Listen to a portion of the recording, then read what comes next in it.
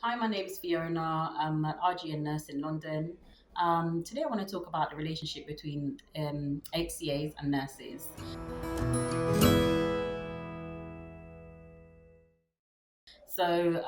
My experience with working within the hospital is within the hospital settings. I used to be an HCA before as well, amongst many other things that I worked as. But I worked as an HCA, especially while I was studying nursing. When I qualified and became a nurse, obviously it's a different experience working with an HCA. I find that over time, that relationship has changed. So, like before, um, I used to be able to, nurses would just tell me what to do and I'd get on with it and do it.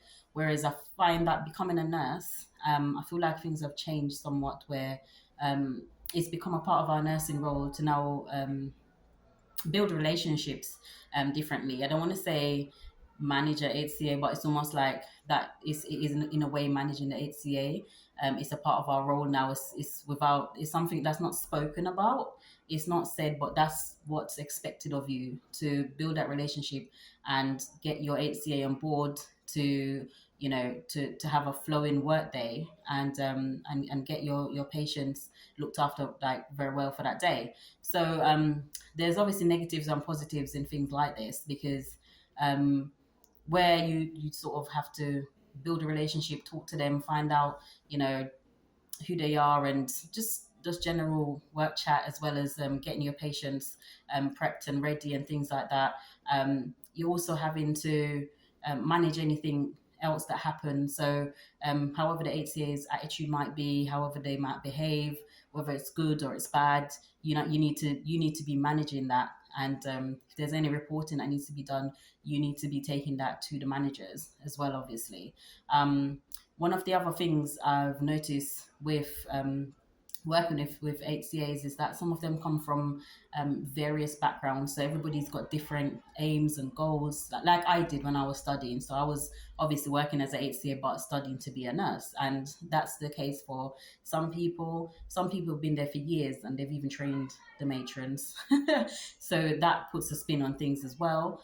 Some of them are coming from abroad and they might have studied nursing already, have like multiple degrees and masters, for example. You just don't know who's who and what is what. And I mean, it doesn't mean that because the person has got more qualifications, you ought to treat them with more respect. You treat people with respect regardless. But understanding this will also help you to understand who they are, where they're coming from, and just their attitude and how they behave in the workplace. Some people are very knowledgeable and they actually help new nurses as well to settle into their role, because when you graduate from being a nurse, it's actually quite scary. There is loads of papers written on being a nurse, coming from a new nurse student to enrolling as a actual nurse, because it's such a vast responsibility. And you get there and it's like everybody knows what they're doing and I don't know what I'm doing. But the HCAs that have been there for years, like I said, some of them is trained to the matron. They know a lot of things and they can help you. Now it's important that you build that relationship, that rapport with them, to get them. So it's almost like that's a part of your skill set that, like I said, it's not spoken of or said, that you get them on board, especially when you're working on the ward, and they can help you. Some of them can take bloods.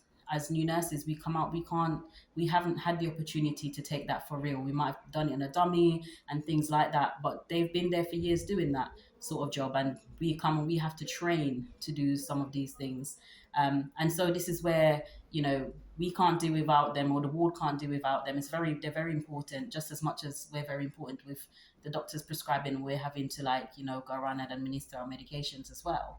So the nurses from abroad, for example, they come over, they might not be able to continue on to practice over here. They need to do OSCEs and other things to get them working. And some people just can't be asked, or their situation might be different. They might have other responsibilities and so many reasons why. And that they're very knowledgeable, and it's important for us to tap into that.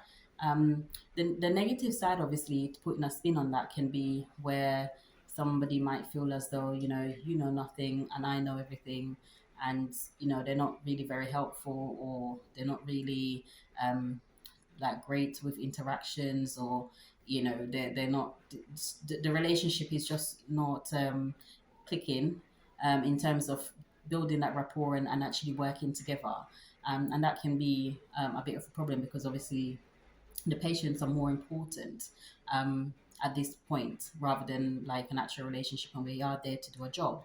um, and unfortunately sometimes this happen, and again that's a part of our nursing that, is not spoken of again, but it's something that you have to learn, when you're a new nurse, or just a nurse in general, to get through. And you have to then develop that skill of, oh, well, how do I work with someone that's challenging, for example, or work with it in a challenging situation. And in situations like this, some nurses I've met, they've just said, you know what, I don't matter what you're going to do, I'm just going to get on and do my job. Now you've got to be careful with that, because you can't do everything on your own. So this is where, like, you work in line with your managers as well, and it's important to let the charge nurses know what's happening. If you feel that it's something that you need to report, or you speak to the individual and say, look, hey, we've got a job to do, can we just like try and get through this, maybe you can take this on. So you sort of, from the beginning of the shift, from knowing from what's going to happen, maybe try and like speak to them and say, hey, this is the workload that I'm expecting today. Can you take this on? I'll take this on. And just kind of like break it up, so they know what's expected of them. You're not having to say to them, you're not in a situation where you're telling somebody, look, clean this person, or help me to do this, or help me to do that, because maybe they just don't like being told what to do or asked what to do. So it's important to get to read people. So with nursing, it's so intense, in the sense that you learn so many different skills. You have to learn to work with people. Not only are you working with your patients, you're working with your colleagues. And working on the ward, it does take a lot from you in that sense. And all of us have to train on the wards as nurses, as students, and we come in as new nurses. That's where our core learning comes from. And all these skills, we have to put them to good use. And you have to learn how to make use of different people's ability, and that's a part of our leadership skills. And from there on, you build on your leadership skills, and you then be able to learn with more challenging situations that will arise, which will then obviously take you up the banding. This is where you will become more confident as a nurse, more confident to deal with a variety of people, variety of personalities. So in conclusion, it's beneficial. Like, the relationship between HCAs and nurses is very beneficial. As I mentioned before, it's a much needed, in the hospital service, especially, even in the community, in variety of settings. We're very grateful for HCAs just as much as very grateful for nurses, as I am myself. And the relationship can be strained between us, and obviously, it's also important to involve your management system where necessary. But it can be such a great, it can be a great team when come together, and we as nurses use our leadership skills to delegate and make sure our patients are safe. And that will help our leadership skills. As I said, it's not spoken of, but it's something that we need to develop within ourselves.